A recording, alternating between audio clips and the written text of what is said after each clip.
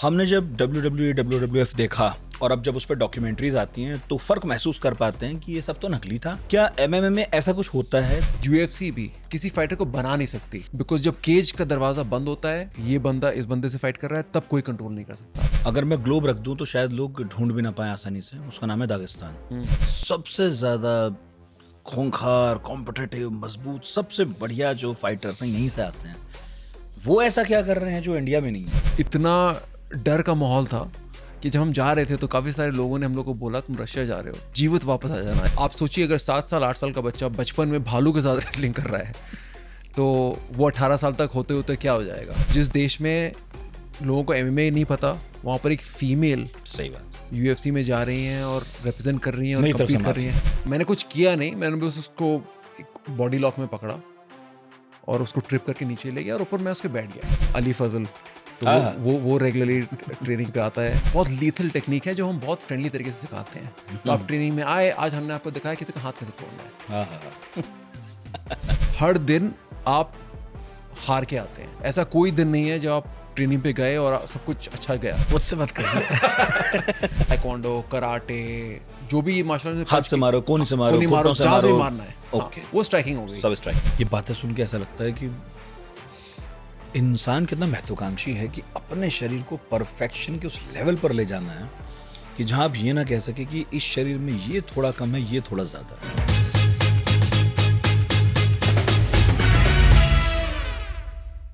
26-27 साल पहले एक फिल्म आई थी, बड़ी क्लासिक है, फाइट क्लब। उसमें एक डायलॉग था कि फाइट क्लब का पहला रूल है कि फाइट क्लब के बारे में बात ना की जाए। लेकिन अब फाइट क्लब्स के बारे में खूब बात होती है MMA की। आपने नाम शायद सुना हो, UFC भी, और सुल्तानिया ब्रदर्स अगर आपने देखी है हिंदी फिल्में। अंग्रेजी में तो बहुत है लेकिन हिंदी में इन दो का ही नाम याद आ रहा है। तो आपने शायद कुछ सीन्स देखे होंगे या इसकी जब स्टोरी देखी होगी तो आपने पाया होगा कुछ झलक तो है इसमें MMA की। MMA यानी कि मिक्स्ड मार्शल आर्ट्स, बहुत सारी कलाओं का संगम है, काफी ब्रूटल है। देखने में जितना कूल लगता है, एक्चुअली मेहनत बहुत ज्यादा है, इंटेंस है। आज मैं आपको एक ऐसे ही व्यक्ति से मिलाऊंगा जिसने शौकिया मार्शल आर्ट नहीं किया बल्कि दुनिया की सबसे खतरनाक रिंग्स में परफॉर्म किया है, खून पसीना बहाया है, भारत के लिए लड़े हैं, चैंपियन बने हैं। और वो हमेशा से फाइटर नहीं थे। कॉरपोरेट की मखमली जिंदगी छोड़कर उन्होंने मैट की रगड़ चुनी थी। आज हमारे साथ हैं। आपका नाम है सिद्धार्थ सिंह। इंस्टाग्राम पर तो इनकी रील्स छाई रहती हैं। ब्राजीलियन जिजुत्सु में आप पहले भारतीय हैं जिसे ब्लैक बेल्ट मिला। बहुत सारी लिस्ट है वैसे तो उपलब्धियों की, तो मैं थोड़ी सी छोटी करके बताऊंगा। सबमिशन ग्रैपलिंग नाम का स्पोर्ट्स है जिसके बारे में मैंने कल रात जाना, आपको अभी पता चला होगा। उसमें आपने 4 बार अब वर्ल्ड चैंपियन बने हैं। उसके बारे में बताएंगे होता क्या है वो। भारत की पहली प्रोफेशनल MMA एकेडमी आपने खोली जिसका नाम है क्रॉस ट्रेन फाइट क्लब। इसकी टी-शर्ट पहने हुए बैठे हुए आप। और इसने देश को पहला UFC फाइटर दिया। UFC की बात जब आप सुनेंगे, अगर आपको नहीं पता क्या होता है, तब पता चलेगा ये कितनी बड़ी बात है। और पहला फाइटर है अंशुल जुबली, गूगल कीजिएगा उनको भी, आपके शिष्य हैं। सिद्धार्थ के जरिए MMA और बाकी कॉम्बैट स्पोर्ट्स की दुनिया में आज गोता लगाएंगे। उनसे पूछेंगे कि UFC में जो फाइटर्स को मार पड़ती है वो कितनी असली होती है। हमने तो अपने बचपन में WWF, WWE देखी थी, उसकी भी कुछ सच्चाइयाँ खोलेंगे ये। और सिद्धार्थ ने खुद बहुत कुछ हासिल किया है, अब बहुत कुछ जो हासिल किया था उसकी नॉलेज शेयरिंग में है। तो आज हमारे साथ स्टूडियो में है, उन्होंने वक्त दिया। पढ़ाकू नितिन में आपका भी स्वागत है और सिद्धार्थ आपका भी। थैंक यू सो मच, धन्यवाद। आपने मौका दिया इस प्लेटफॉर्म पे आने का और हमारे स्पोर्ट के बारे में बताने का। Thank you. आप, जितना मेरा ख्याल है, 1 दशक से ज़्यादा वक्त हो गया जब से आप एक्टिव हैं इस खेल में, और हिंदुस्तानी फिल्मों में फीचर हो चुका है खेल। फिर ऐसा क्यों है कि लोग MMA के बारे में इतना कम जानते हैं? बहुत बहुत अच्छा क्वेश्चन है। मैं एक्चुअली 3 दशकों से इस स्पोर्ट में हूँ अब। 1997 में मैंने शुरू किया था कॉम्बैट स्पोर्ट्स, तो 30 साल होने वाले हैं इस स्पोर्ट में। और आई थिंक रीज़न इस स्पोर्ट के बारे में ज़्यादा लोग जानते नहीं है बिकॉज स्पोर्ट इट्सेल्फ बहुत नया है। ये 1993 में US में लॉन्च हुआ था ये स्पोर्ट, और तब से आप देखेंगे तो 36-37 ईयर्स हुए हैं जब से लॉन्च हुआ था फर्स्ट यूएफसी जो इवेंट हुआ था 1993 में हुआ था। तो स्पोर्ट ही बहुत नया है और इंडिया में 2012 तक ये स्पोर्ट था ही नहीं, किसी को पता नहीं था, कोई एकेडमीज नहीं थी ट्रेन करने के लिए। तो इसेंशली इंडिया में ये स्पोर्ट 10 साल पुराना है और अभी भी ज़्यादातर लोगों को पता नहीं है उसके बारे में। कुछ लोगों ने शायद 1-2 फाइटर्स का नाम सुना होगा, कॉनर मैकग्रेगर का नाम सुना होगा, ब्रॉक लेसनर का नाम सुना होगा, ये 2-3 फाइटर्स हैं और अब अंशुल का नाम सुन रहे हैं, बट बहुत नया स्पोर्ट है। तो जो हालत यूएस में थी स्पोर्ट की 2001 में, वो हमारे यहाँ है, क्योंकि उस समय उनके 8-10 साल हुए थे और अब इंडिया में 8-10 साल हुए हैं स्पोर्ट के। तो बहुत नया स्पोर्ट है, अगले 10-15 साल में सबको पता होगा एमएमए क्या होता है। सन 93 में अमेरिका में शुरू हुआ, फिर 87 से आपने तैयारी कैसे शुरू की थी? मैं जब मैं स्कूल के लिए, मेरा स्कूल बोर्डिंग स्कूल में था, मैं दून स्कूल गया था देहरादून में। और दून स्कूल एक ऐसा स्कूल है जहाँ पर बॉक्सिंग एक स्पोर्ट है। तो दून स्कूल में बहुत स्पोर्ट्स खिलाए जाते हैं, बॉक्सिंग एक स्पोर्ट है। और मुझे मैं 12 साल का था जब मुझे फोर्स किया गया कि तुम्हें बॉक्सिंग करनी ही करनी है। तो मेरा कोई इंटरेस्ट किया नहीं था। फोर्स? सीनियर्स ने। अच्छा। तो हाउस कप होता है और बॉक्सिंग की ट्रॉफी बहुत इंपॉर्टेंट होती है। मेरे एक एल्डर ब्रदर भी स्कूल में थे और वो ऑलरेडी बॉक्सिंग कर रहे थे। ठीक। और मेरे पूरे बैच में किसी को बॉक्सिंग करनी नहीं थी, बट ऑब्वियसली टीम में तो चाहिए एक मेरे बैच का। तो मेरे भाई कर रहे थे तो मेरे को सीनियर्स ने फोर्स किया कि करो वरना, तो करना पड़ा। तो 12 साल की एज से मैंने बॉक्सिंग शुरू कर दी और 6 साल मैंने बॉक्सिंग की और फिर मैं स्कूल बॉक्सिंग कैप्टन बना। मेरे को फुल कलर्स मिले। उसके बाद जब मैं यूके गया मास्टर्स करने के लिए इकोनॉमिक्स की, तो मैं बॉक्सिंग के क्लब्स ढूंढ रहा था। तो बॉक्सिंग क्लब तो नहीं मिला, एक थाई बॉक्सिंग का क्लब मिल गया। तो मैंने कहा ये क्या है, थाई बॉक्सिंग क्या होती है? तो वहाँ जब गया तो समझ में आया कि एक डिफरेंट मार्शल आर्ट है, जहाँ किक्स भी मार सकते हैं, एल्बो भी मार सकते हैं, बॉक्सिंग तो है ही, बट बहुत सारी और भी चीज़ें हैं। तो इसलिए मेरी शुरुआत बॉक्सिंग से हुई 97 में। बट धीरे धीरे करके जब हम बात करेंगे हम पता चलेगा कि एक्सीडेंटली मैं नए नए मार्शल आर्ट सीखता गया, जो इवेंचुअली वो एमएमए की तरफ मेरे को ले गया। जब हम मार्शल आर्ट्स की बात करते हैं ना, तो दिमाग में हमारे तो वही सब पुराना है कि आते थे स्कूल में सिखाने के लिए जी। कुछ अलग से भी ट्रेनिंग शाम को करवा लेते थे। होता क्या है मार्शल आर्ट्स, और अलग में मतलब अलग क्या, कितना अलग हो सकता है कोई एक दूसरे से इसमें? जी, बहुत अलग हो सकता है। तो हम सबके ही स्कूलों में टाइक्वांडो कराटे टीचर आता था। हमने सबने कोशिश किया है बोर्ड में सर मार के तोड़ने का। पार्क में हमें ट्रेनिंग होती थी, सबके साथ ये होता है। तो उस वो मेरे को बिल्कुल पसंद नहीं आती थी। मैंने स्कूल में थी, मेरे को बिल्कुल इंटरेस्ट नहीं था। मुझे लगता था कि इसका रियल लाइफ में क्या इम्प्लीकेशन, मैं हवा में ही हाँ कर रहा हूँ, उसका फ़ायदा क्या है। जब मैं बॉक्सिंग करना मैंने शुरू किया, वो एक्चुअली मैं था और मेरा ओपोनेंट था। हम लोग रिंग के अंदर थे, पूरा स्कूल बैठ के देखता था फाइट। तो उसमें आप ही हाँ नहीं कर सकते, हवा नहीं मार सकते, वो आपको मार रहा है, आपको खुद को बचना है और उसको आउटस्कोर करना है। तो मुझे लगा ये रियल चीज़ है। तो दैट्स हाउ मेरे को समझ में आया कि कौन सी रियल मार्शल आर्ट्स हैं और कौन सी मार्शल आर्ट्स ऐसी हैं जो बस हवा में है। तो जो भी मैं मार्शल आर्ट्स करता हूँ या मेरे स्टूडेंट्स करते हैं या मिक्स मार्शल आर्ट्स में जो भी मार्शल आर्ट्स हैं, वो फुल कॉन्टैक्ट मार्शल आर्ट्स हैं। मतलब सब कुछ कर सकते हैं आप, फुल फोर्स के साथ कर सकते हैं। तो वो उसमें बहुत फ़र्क है। और एक जॉनरा ऑफ मार्शल आर्ट तो होता है जहाँ पर काता होता है। काता जहाँ पर आप फॉर्म प्रेजेंट करते हैं, तो हवा में ऐसे हवा में किक मार रहे हो, तो वो काता होता है। वो एक्चुअल फाइटिंग नहीं होती है, टेक्निक्स का डिस्प्ले होता है, बट फुल कांटेक्ट नहीं होता है। तो मार्शल आर्ट्स में भी बहुत वेरिएशन होता है और फुल कांटेक्ट में भी बहुत वेरिएशन होता है। टाइक्वांडो और कराटे में बहुत फ़र्क है, जूडो और रेसलिंग में बहुत फ़र्क है। तो हर मार्शल आर्ट अलग है एक दूसरे से। तो मैं बैठ जाऊंगा हर मार्शल आर्ट का डिफरेंस, तो आप शॉक हो जाएंगे कि कितना वेरिएशन है। इतना फर्क कैसे हो सकता है? बहुत फ़र्क है। जब मैं थोड़ा बहुत पढ़ रहा था इसके बारे में, तो मुझे पता चला कि जो आपने थाई वाली बात की है ना, तो लड़ाई सिर्फ लड़ाई नहीं है, मतलब ये कोई केवल स्पोर्ट्स नहीं, बल्कि इसमें मेंटली भी आपको मजबूत होना चाहिए। कुछ कहीं कहीं आध्यात्मिक पुट भी है किसी फाइट में।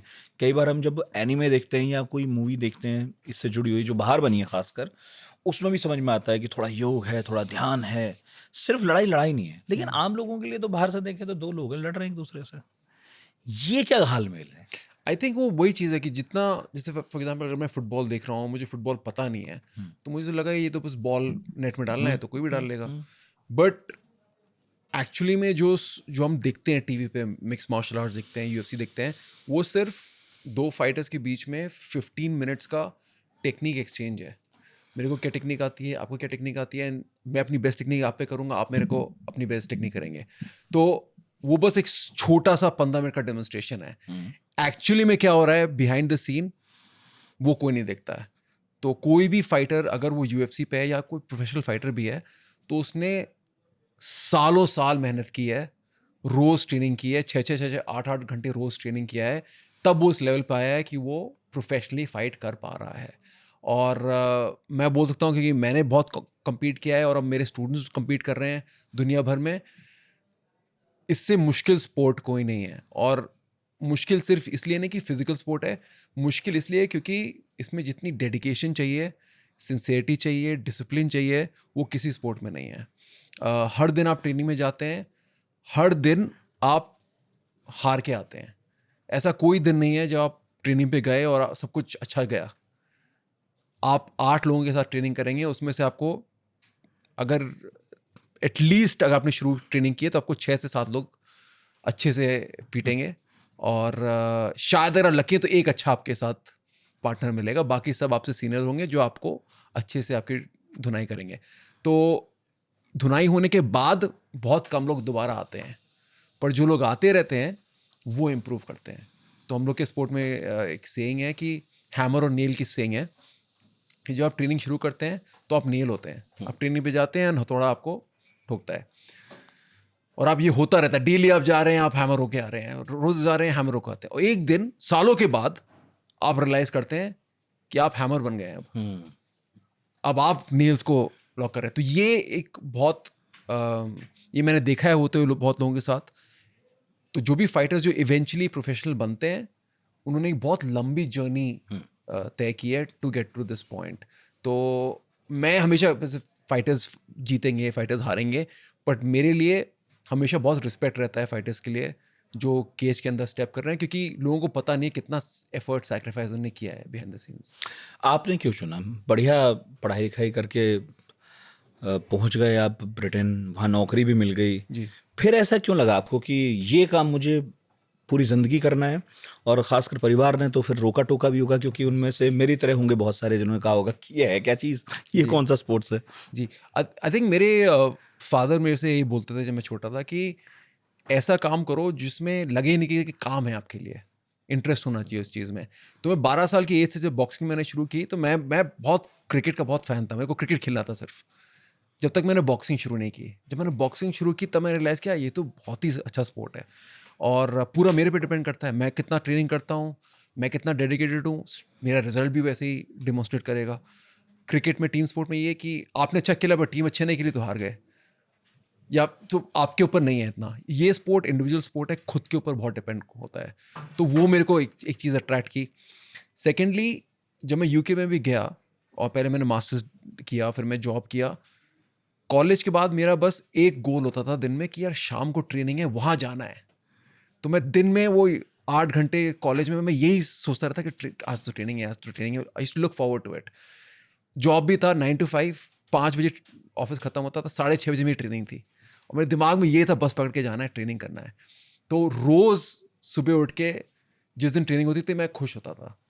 तो मैंने ये रियलाइज़ किया कि एक ऐसी चीज़ है जिसमें मुझे इतनी खुशी होती है करने में, लगता ही नहीं है कि काम है, इसी को काम बना लेते हैं। तो थ्रू आउट मैं यूके में था, मैं ट्रेनिंग कर रहा था, और जब भी मैं इंडिया आता था तो कोई अच्छी जगह थी नहीं ट्रेनिंग करने के लिए। मैं 2008, 9, 10 की बात कर रहा हूँ, इंडिया में कोई थी ही नहीं जगह। तो वही हमेशा हमेशा मुझे लगता था कि यार क्यों नहीं है इंडिया में, कोई क्यों नहीं शुरू कर रहा। और फिर मेरे एक दोस्त ने मेरे को बोला, तुम कंप्लेन करते रहते हो, इंडिया में ये नहीं है, इंडिया में वो नहीं, तुम क्यों नहीं शुरू करते हो? तो मैंने कहा हाँ, मुझे करना चाहिए शुरू। तो ये रीज़न था कि इवेंचुअली मैं इसमें फुली घुस गया। एंड ऑब्वियसली पेरेंट्स ने बोला क्या कर रहे हो यार, अच्छा जॉब है, स्टेबल जॉब है, और कंपनी भी बहुत अच्छी थी, ब्रांड मैनेजमेंट की कंपनी थी, स्पोर्ट्स एंड लाइफस्टाइल ब्रांड थी, और फ्री में कपड़े मिल रहे हैं, फ्री में जूते मिल रहे हैं। बट ऑनेस्टली दिन भर मैं यही सोचता था कि ट्रेनिंग कब होगी, और जब शुरू करने का भी आइडिया आया तो मैं इसलिए बहुत खुश था कि यार अब अकेडमी होगी जहाँ मैं कभी भी जा सकता हूँ और कभी भी सीख सकता हूँ, कभी भी ट्रेन कर सकता हूँ। तो वो इनिशियली मेरी मोटिवेशन थी। लौटे जब आप, तब तो यहाँ ठीक है, लेकिन वहीं रहते रहते आपने ट्रेनिंग शुरू कर दी थी जी। और आपके दिमाग में था आप कम्पीट करेंगे। ये मैं ट्रेनिंग छोड़ी ही नहीं कभी। अच्छा, कभी हाँ लगातार कभी करते छोड़ी रहे, नहीं, हाँ। लेकिन कॉम्पिटिशन्स में जाना आपने वहीं से शुरू कर दिया? तो मैंने 1-2 कॉम्पिटिशन वहाँ पर खेले, बट कभी गोल इंडिया में आके कॉम्पिटिशन खेलने का था नहीं। मेरा गोल था अच्छी MMA एकेडमी शुरू करने का, जिससे ये स्पोर्ट ग्रो करे। क्योंकि यूके में मैंने देखा था कि कितने एकेडमीज ग्रो हो रहे हैं, कितना स्पोर्ट ग्रो हो रहा है, और मुझे ये लगता था इंडिया में क्यों नहीं कर सकते हम। तो इनिशियली गोल नहीं था कम्पीट करने का, गोल था एकेडमी खोलने का। पर जब एकेडमी खोली तो देखा कि हम लोग के जो स्टूडेंट्स थे वो मोटिवेटेड नहीं थे कम्पीट करने के लिए। जैसे बोला आप खिलाड़ी नहीं बनना चाहते थे पहले, एग्जैक्टली आपके दिमाग में था मैं ट्रेनर बनूंगा। एग्जैक्टली तो मैं एक्चुअली खुद को कभी फाइटर मानता ही नहीं था। आज भी मैं खुद को फाइटर मानता नहीं हूँ, मैं खुद को मार्शल आर्टिस्ट मानता हूँ। मेरे को मार्शल आर्ट्स करने में बहुत मज़ा आता है। तो जब मैं लौट के भी आया तो मेरा गोल था कि अच्छी एकेडमी रन करेंगे, और एक्चुअली कोचिंग का भी प्लान नहीं था। प्लान था कि कोचेस को हायर करना और सेंटर्स को ग्रो करना जिससे स्पोर्ट ग्रो हो। पर जब मैं इंडिया में आया देखा कि कोचेज ही नहीं है, और जो स्टूडेंट्स आ रहे हैं वो भी, उनको भी कोई मोटिवेशन नहीं है कि क्यों बने। कोई MMA टूर्नामेंट्स नहीं थे, कोई कुछ नहीं था। तो वो स्टार्ट करने के लिए मैंने कहा मैं खुद कंपटीशन खेलता हूँ। मैं जहाँ पर भी देश में टूर्नामेंट हो रहे हैं मैं जाके कम्पीट करूँगा, देखूंगा क्या होता है। और मैं जाने लगा, कम्पीट करने लगा, और मुझे देख के, जब मैं जीतने लगा, मुझे देख के मेरे स्टूडेंट्स मोटिवेट होने लगे कि अरे कोच जीत रहे हैं तो शायद हम भी कर सकते हैं इसको। और मैं उसमें कोच था भी नहीं, सीनियर था बस। और जैसे जैसे जो कोचेस मैंने हायर किए वो छोड़ के जाने लगे, फॉर व्हाटएवर रीज़न, लाइफ हो गई, किसी की शादी हो गई, किसी को खुद खोलना था। तो मेरे पास वो भी रिस्पॉन्सिबिलिटी, अब कोचिंग भी करनी है, तो अब कोचिंग भी करनी है, कंपटीशन भी खेलना है, सिखाना भी है, सीखना भी है, और बिजनेस भी रन करना है। तो वो सारी चीज़ें ऐड होती रहीं। तो कभी रियलाइज़ नहीं किया, बट कंपटीशन वही 6-7 साल में कम्पीट करता रहा देश भर। और फिर देश में जीतने के बाद फिर लोग बोलने लगे ये तो इंडिया में जीतता है, बाहर तो जीत नहीं सकता ये। तो अब वो भी बात चुभी, अब बाहर जाना पड़ा कंपटीशन खेलने के लिए। तो बाहर गया, बाहर जीता।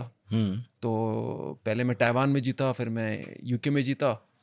फिर वो बोलने लगे कि हाँ तो वर्ल्ड चैम्पियनशिप तो नहीं जीत रहा ना, देशों में जाके जीत रहा है, वर्ल्ड में करके दिखाए।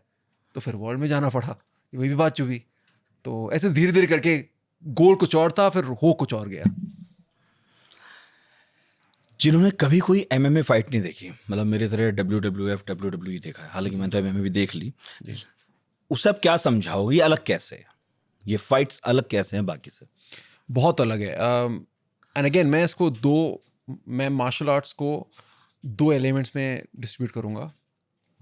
एक है वो लोग जो प्रोफेशनल फाइटर बनना चाहते हैं, और सेकंड लोग वो जो फिटनेस या सेल्फ डिफेंस के लिए करना चाहते हैं। तो 99.99999% जो लोग क्रॉस ट्रेन में आते हैं उनको फिटनेस करनी है या सेल्फ डिफेंस सीखना है, और बहुत छोटा सा परसेंटेज होता है जिनको फाइटर्स बनना है। तो मैं हमेशा लोगों को यही बोलता हूँ कि आप ट्रेनिंग पे आइए फाइटर बनने के लिए नहीं, फिटनेस के लिए आइए आप, और देखिए कितना मज़ा आता है। जब हम जिम जाते हैं, वेट ट्रेनिंग करते हैं, ट्रेडमिल पे वॉक करते हैं, कितना बोरिंग होता है। मतलब मेरे को कोई फोर्स भी करे जाने को, मैं नहीं जाऊँगा, मेरे को इतना बोरिंग लगता है। बट जब हम मुझसे मत करिए। बट जब हम कोई स्पोर्ट खेलते हैं, खेल खेलते हैं तो मज़ा आता है। जब हम छोटे थे, बच्चे थे, भाई बहन के साथ खेल रहे हैं, खेले जा रहे हैं, पार्क में थ्रो कर रहे हैं, पुश कर रहे हैं, पुल कर रहे हैं, इसलिए वो कर सकते थे बिकॉज हमें मज़ा आता था। फन था। क्रिकेट कितना खिलवाओ आप, कितना भी खेल लो, जिम दिन भर 50 ओवर मैच चल रहा है, खड़े हुए थर्ड मैन पे, बट मज़ा आ रहा है। बिल्कुल। पर जिम में आधा घंटा बोल दो ट्रेडमिल पे तो नहीं हो पाता हमारा। तो ये भी स्पोर्ट बहुत एक्साइटिंग है।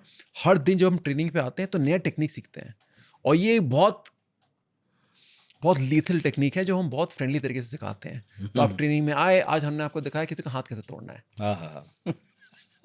किसको मज़ा नहीं आएगा? अगले दिन किसी को अनकॉन्शियस कैसे चोक करना है, मज़ा आएगा। थर्ड दिन आए, हम आपको दिखाएंगे कि हाथ कैसे कोई तोड़ने की कोशिश कर रहा है, कैसे बचाएं। तो आपने सीख लिया तोड़ना कैसे, और आपने सीख लिया कि बचाना कैसे है। अब मैं कोशिश करूंगा आपका हाथ तोड़ूं, आपको आता है बचाना। अब ये गेम बन गया। अब आपने हाथ बचाना सीख लिया, आप हाथ बचाएंगे। अब मेरे को एक और सबमिशन आता है कि मैं आपने हाथ बचाया, मैंने पैर को अटैक कर दिया। तो ये एक एंडलेस लूप हो जाता है गेम का। इसकी वजह से लोग ट्रेनिंग में आते रहते हैं। तो ये एक सिलसिला है, शतरंज की चाल की तरह। Exactly. ये मैंने हाथ बचाया तो अब ये पैर पे अटैक करेंगे, फिर पैर बचाऊंगा, अब मैं जल्दी से इनको अटैक करूं। एग्जैक्टली लेकिन बहुत सारे लोग इसे सिर्फ वायलेंस समझते हैं, देखिए। और जब आप फाइटर, इसकी सारी टर्म्स ही ऐसी हैं, ये प्लेयर नहीं है।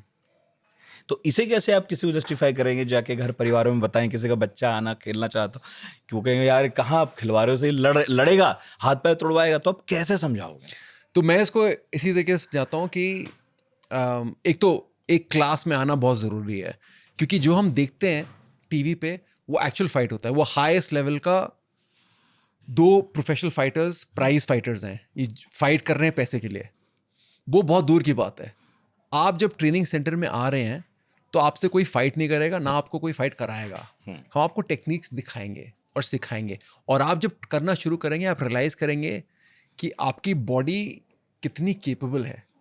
आपको पता ही नहीं है आप क्या क्या कर सकते हैं, क्योंकि मोस्ट लोगों को क्या पता है, चलना दौड़ना, थोड़ा सा वेट उठा लिया, खत्म। बट जब आप देखेंगे कि आपकी बॉडी एक स्विस आर्मी नाइफ की तरह है।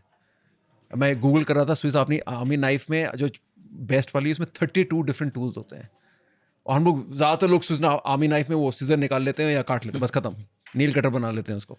But 32 weapons. तो सेम चीज़ जब लोग मार्शल आर्ट्स की ट्रेनिंग करते हैं, वो रियलाइज़ करते हैं उनकी बॉडी ये भी कर सकती है, वो भी कर सकती है, इतनी स्ट्रांग है, इतनी केपेबल है, तब उनकी आँख खुलने लगती है कि यार मैं इतना कुछ कर सकता हूँ, मेरे को पता ही नहीं था।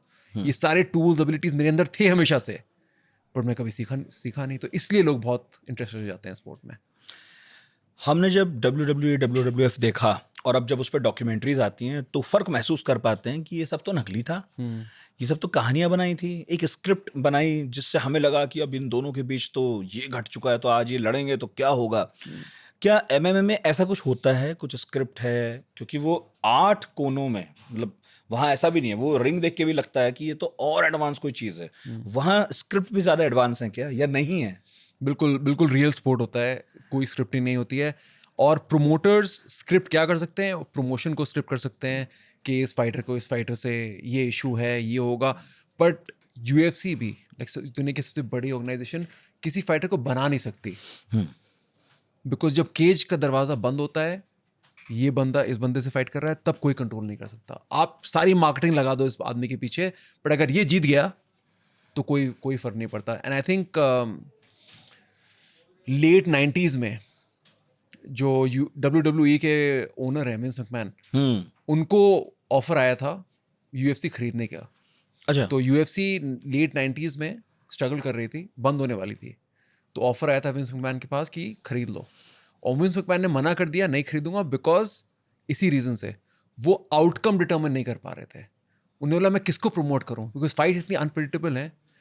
WWE में उनको पता है कौन जीत रहा है कौन हार रहा है, वो प्रमोट कर सकते हैं। यहाँ पर वो उनके ऑप्शन था ही नहीं। क्यों, वो क्यों नहीं कर सकते थे? फाइटर्स अपने हैं। फाइटर, बिकॉज फाइट्स रियल है, फाइट्स रियल है। WWE उसका कल्चर एकदम ही अलग है, आप ये कह रहे हैं? फाइट असली है। हाँ, मतलब फाइट असली फाइट है, असली है। कल्चर भी बिल्कुल अलग है। WWE, WWF में जो हमने बाद में समझा, वो ये समझा कि ये सब इनके हाथ में है, एक्टर्स हैं, एक्टर्स है एक्चुअली। जो बाकी सब लीग से यहाँ आते हैं, थोड़ी एक्टिंग कर लेंगे, थोड़ा सा लड़ लेंगे, तो इस तरह से कुछ अलग है। तो हाँ, तो WWE एक्टिंग है, and they are actors, they are athletes, बहुत अच्छे एथलीट्स हैं वो, बट परफॉर्मर्स हैं। UFC mix martial arts real fighters हैं, और इनका गोल है दूसरे ओपोनेंट को हराना at any cost, using any technique. तो उनको जो भी टेक्निक आती हैं, सबसे लीथल, सबसे ब्रूटल टेक्निक्स, वो इस्तेमाल करके अपने ओपोनेंट को हराना है। बिकॉज अगर उनको हराएंगे तब उनको स्पॉन्सरशिप्स मिलेंगी, उनको प्राइज मनी मिलेगा, और उनका करियर बेटर होगा। तो इसमें कोई भी प्रमोशन स्क्रिप्ट नहीं कर सकती है, दीज फाइट्स आर रियल। तो इसलिए विंस मैकमैन ने UFC नहीं खरीदा, बिकॉज कंट्रोल नहीं कर सकते फाइटर्स को आप। UFC ultimate fighting championship, basically ये एक ब्रांड नेम है, एक कंपनी है जो इस तरह की फाइट्स को ऑर्गेनाइज कराती है। इसके अलावा भी कोई करा सकता है क्या? जैसे ICC है, क्रिकेट कराती है, क्या ये और भी हैं ऐसी UFC जैसी? बहुत सारी हैं, तो बहुत सारे प्रमोशंस हैं UFC के अलावा। इंडिया में भी बहुत सारे प्रमोशंस हैं। मैट्रिक्स फाइट नाइट एक प्रमोशन है, APFC एक प्रमोशन है, अतुर्तो एक प्रमोशन है, तो इंडिया में काफ़ी सारे प्रमोशन अब खुल गए हैं, बट UFC दुनिया का सबसे अमीर है मैंने पढ़ा। सबसे बड़ा है फॉर श्योर, सबसे बड़ा है, सबसे प्रॉफिटेबल है। उनकी वजह से ही स्पोर्ट इतना रैपिडली ग्रो किया है और इतना बड़ा ब्रांड नेम है कि लोग MMA और UFC को सिनोनिमसली यूज करते हैं Yes, कि आप UFC खेलते हैं, बिल्कुल। स्पोर्ट है MMA, हाँ। बट लोग UFC बोले बोलते से हैं। आप IPL खेलते हैं, एग्जैक्टली तो जो नहीं जानता इसे वो लगता है IPL मतलब क्रिकेट है। एग्जैक्टली। तो किसी इंडियन का चुना जाना UFC में, ये कितनी बड़ी बात है फिर? बहुत बड़ी बात है। और एक्चुअली ये अंशुल का जब सिलेक्शन हुआ तो सिलेक्शन UFC में नहीं हुआ, उसका सिलेक्शन हुआ एक टूर्नामेंट में, जिस टूर्नामेंट का नाम था रोड टू UFC। तो UFC में एशियन फाइटर्स बहुत थे नहीं, तो उन लोग ने एक टूर्नामेंट ऑर्गेनाइज किया जहां उनने 8 एशियन फाइटर्स को लिया और उनको इनवाइट किया 70 किलो की वेट क्लास के अंदर, कि वो 8 लोग होंगे, क्वार्टर फाइनल्स एक दूसरे से फाइट करेंगे, जो जीतेगा वो सेमीफाइनल में जाएगा, वो 4 लोग फाइट करेंगे और फिर फाइनल्स होगा जहाँ पर 2 फाइट करेंगे, एक को कॉन्ट्रैक्ट मिलेगा। तो उस टूर्नामेंट में अंशुल को उन्हें इनवाइट किया और हम लोगों ने क्वार्टर फाइनल्स जीता, सेमीफाइनल जीता और इवेंचुअली फाइनल लॉस वेगस में जीता। उसके बाद अंशुल को कॉन्ट्रैक्ट मिला। तो बहुत ही मुश्किल टूर्नामेंट था, उसने बहुत तैयारी की एंड वो पूरा प्रोसेस UFC में इनवाइट करने से पहले उसने मैट्रिक्स फाइट नाइट में फाइट किया, उसने 5 फाइटें वहाँ जीती, इवेंचुअली वो मेन इवेंट हो गया मैट्रिक्स फाइट नाइट का, and then he got the chance. तो बहुत ही बड़ी बात है कि एक इंडियन को इनवाइट भी किया गया रोड टू UFC में, और उसने टूर्नामेंट जीतने के बाद एक रास्ता खोल दिया इंडियन फाइटर्स के लिए। अब बिलीफ है, अब इंडियन फाइटर्स को इनविटेशन आते हैं रेगुलरली रोड टू UFC के लिए, और तब तक अंशुल के पहले वो एक आइडिया भी नहीं था लोगों के दिमाग में कि वहाँ तक जा सकते हैं। मतलब देखते तो होंगे लेकिन पहुंचने का तो आइडिया नहीं रहा होगा, क्योंकि मुझे याद है जब WWE और WWF देखते थे तो नाम तो सब पता थे जी, लेकिन ये किसी के भी तसव्वुर में नहीं था कि कोई इंडियन फाइटर कभी यहाँ पे फाइट कर लेगा। और फिर बाद में फिर शुरू हुआ तो अब तो बहुत सारे पहुंच गए हैं। जी। आपने कभी कोशिश नहीं की थी? नहीं, बिकॉज मैंने ऐसे को बोला कि मैं कभी खुद को फाइटर समझता ही नहीं था, मैं खुद को मार्शल आर्टिस्ट समझता था। और जब मैंने क्रॉस ट्रेनिंग भी शुरू किया तो गोल था ट्रेनिंग सेंटर्स खोलने का और स्पोर्ट को ग्रो करने का, खुद कंपटीशन का मेरा कुछ गोल था ही नहीं। तो जब मैं भी compete करने लगा तो वो इसीलिए था जिससे मेरे स्टूडेंट्स इंस्पायर हों और हम लोग एक कल्चर क्रिएट करें क्रॉस ट्रेन में और दूसरे एकेडमीज़ में भी, जिससे लोग compete करना शुरू कर दें। एंड जब तक अंशुल ने हमें 2019 में ज्वाइन किया, तब तक क्रॉस ट्रेन में एक बहुत अच्छा फाइटिंग कल्चर बन चुका था, सब लोग compete कर रहे थे, कोई यहाँ फाइट कर रहा है, कोई इस टूर्नामेंट में जा रहा है, कोई वहाँ जा रहा है। तो जब वो आया उसको एक बहुत अच्छा कल्चर मिला कंपटीशन खेलने का और वो रेगुलरली compete करने लगा। उसकी वजह से फिर हम लोग UFC तक पहुँच पाए। बट मेरा कभी गोल था ही नहीं। पर लड़े तो आप हैं ही। मैंने बहुत कॉम्पिटिशन खेले हैं। पहली फाइट याद है आपको प्रोफेशनली जब लड़े? मेरा फर्स्ट बड़ा टूर्नामेंट रशिया में था और हम लोग एक टीम की तरह गए थे, 2017 में गए थे, हमारी पूरी टीम गई थी। और वो बहुत आई ओपनिंग टूर्नामेंट था बिकॉज हम में से कोई जीता नहीं। हम लोग ने फाइट जीते बट हम लोग कोई मेडल नहीं लाए। बट उस समय तक इतना डर का माहौल था कि जब हम जा रहे थे तो काफ़ी सारे लोगों ने हम लोग को बोला तुम रशिया जा रहे हो, जीवित वापस आ जाना। यही लिटरली यही थीम थी कि रशियंस के साथ फाइट करने वाले हो, देख लो भाई। तो वो बहुत बड़ा हम लोग के लिए एक लर्निंग कर्व था कि जब वहाँ गए मेडल कोई नहीं आया, मैं सेमीफाइनल में हारा, 4th आया, बट आँख खुली क्योंकि फाइट जीता। और कंपेरेटिव फाइट्स थे, हमारे सारे स्टूडेंट्स ने बहुत कंपेरेटिव फाइट्स किए। तो मुझे लगा ये ऐसा कुछ नहीं है कि हम लोग नहीं कम्पीट कर सकते। तो वो लॉस में भी एक लर्निंग था कि ऐसा नहीं है कि हम लोग सब कुछ हम लोग इंडिया में सीख रहे हैं, खुद ही सीख रहे हैं, खुद ही सिखा रहे हैं, खुद ही लर्न अप कर रहे हैं। और जब हम बाहर जा रहे हैं और इतने एडवांस्ड कंट्रीज के साथ फाइट कर रहे हैं एंड कंपेरेटिव फाइट्स हो रहे हैं, 1-2 पॉइंट से हार रहे हैं, तो बहुत सेल्फ रिलीफ आई कि ठीक कर रहे हैं जो भी कर रहे हैं, 1-2 सालों में हम लोग जीतने लगेंगे। और यही हुआ, हर बार मैं कंपटीशन में गया और हारा, सीखने को मिला, उन गलतियों पे काम किया एंड इवेंचुअली जहाँ मैं 4th आ रहा था, 5th आ रहा था, मैं 2nd आने लगा, 3rd आने लगा, जीतने लगा। तो ग्रेजुअल प्रोसेस था, तो उसमें बहुत सीखने को मिला। दुनिया में एक जगह है, अगर मैं ग्लोब रख दूं तो शायद लोग ढूंढ भी ना पाए आसानी से, उसका नाम है दागिस्तान। तो हम जब पढ़ रहे थे हमें पता चला कि इस एरिया से सबसे ज़्यादा खूंखार, कॉम्पिटिटिव, मजबूत, सबसे बढ़िया जो फाइटर्स हैं यहीं से आते हैं। वो ऐसा क्या कर रहे हैं जो इंडिया में नहीं है? कल्चर, आई थिंक उनका कल्चर, फाइटिंग कल्चर है। सबसे ज़्यादा फेमस वहाँ के फाइटर हैं खबीब, और वो जब 8 साल के थे तो उनके फादर सांबो और MMA में कोच थे। वो 8 साल की एज से 7 साल की एज से खबीब को, वीडियो है यूट्यूब पे, बेयर्स के साथ, भालू के बच्चे के साथ रेसलिंग करा रहे थे।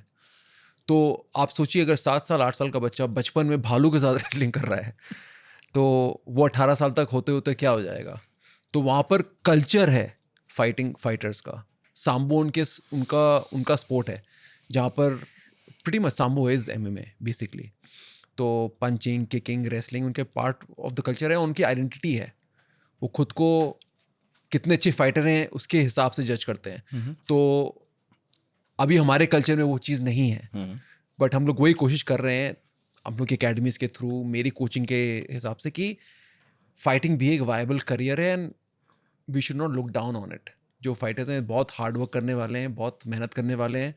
और अब जो अंशुल UFC में गया और पूजा तोमर UFC में है, इन लोगों ने बहुत मुश्किल सफ़र कवर किया है उस पॉइंट तक पहुंचने के लिए।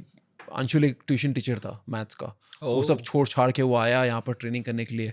पूजा तोमर ने अपना करियर छोड़ा, वो वुशु खेलने लगी, उन्होंने वुशु में वर्ल्ड चैंपियनशिप में मेडल्स लिए।